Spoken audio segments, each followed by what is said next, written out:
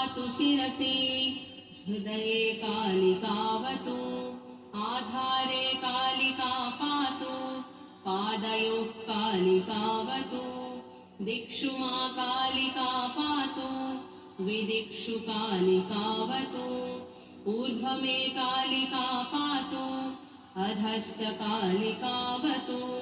चर्मासूडमांसमेदास्थि मज्जा शुक्राणि मेवतु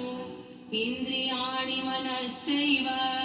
देहं सिद्धिं च मेवतु आकेशात् पादपर्यन्तम् कालिका मे सदावतु वियति कालिका पातु पथिना कालिकावतु शयने कालिका पातु सर्वकार्येषु कालिका पुत्रान् मे कालिका पातु धनं मे पातु कालिका यत्र मे संशयाविष्टाः तानश्यन्तु शिवाज्ञया इतीदं कवचं देवी ब्रह्मलोकेऽपि दुर्लभम् तव प्रीत्या मया ख्यातम् गोपनीयं स्वयोनिवत् तव नाम्नि स्मृते देवी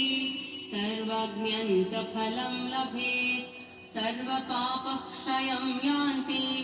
वाञ्छा सर्वत्र सिद्ध्यति नाम्नाशतगुणं स्तोत्रम् ध्यानं तस्मात् शताधिकं तस्मात् शताधिको मन्त्रः